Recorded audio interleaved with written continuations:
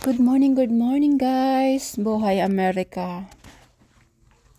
So, early morning po yan, hindi po yan gabi, oo, hindi po yan gabi. So, talagang maaga kaming umalis ng bahay kasi maaga yung pasok namin. So, i-drop ako ng aking asawa sa aking work.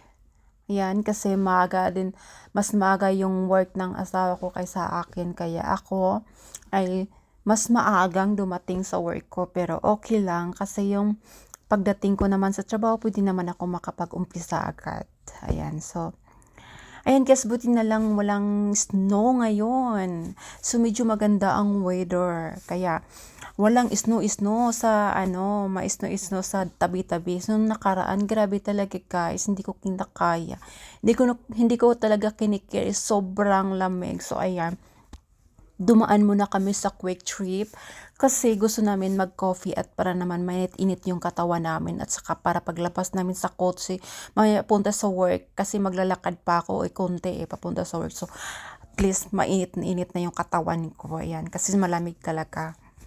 So, yung cute trip kasi guys, kung sa Pilipinas to para siyang 7-Eleven. So, nandyan lahat. So, siguro sobrang laki naman din kaysa 7-Eleven. Kasi nga, may burger din dyan, may pizza kung anong gusto mong breakfast. So, depende sa'yo kung ano ang gusto mo. So, ako talaga guys, mahilig ako sa donuts. Pero yung asawa ko nagagalit sa akin. Bakit daw lagi na lang daw ako nagdo-donut? Hindi daw maganda sa katawan. Sabi ko, paminsan-minsan na naman, sabi niya. Anong paminsan-minsan? Minsan nga araw-araw tayo dumadaan dito eh. Sabi ko, okay lang yan.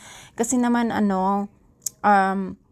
pero naman may gana, di ba? Kasi mamaya naman busy na tayo sa trabaho, oh my God. So busy-busyhan na naman tayo, kaya na naman, so deserve natin naman minsan mag-donut. So ayan, mahilig ako ang favorite ko talaga dyan is hot chocolate. So nilagyan ko siya ng konting yellow, pero hot chocolate po talaga yung binibili ko lagi. Nilagyan ko lang siya ng konting yellow kasi sobrang init guys, hindi ko talaga maiinom agad. Kung puro hot, pag walang yellow, naku guys, darating na lang ako sa work ko, hindi ko pa maiinom yung hot chocolate ko. Kaya, nung nakaraan kasi nagbili yung asawa ko ng hot coffee, din sa akin hot chocolate. Tapos, hindi ko siya nilagyan ng ice, kasi nga, hot chocolate. Tapos uminom ng asawa ko sa coffee niya. Tapos, sabi ko, hindi ka ba naiinitan? Napaso yung dila ko eh. Sabi niya, hindi, kasi nga nilagyan daw niya ng ice. So sabi niya, lagyan mo na konting ice para maiinom mo yung hot chocolate mo. So ayan, nilalagyan ko na ng ice. At saka, di masyado marami para yung init niya, okay lang. So ayan guys, yung cute trip na yan is, medyo malapit na yan doon sa aking trabaho, sa aking work.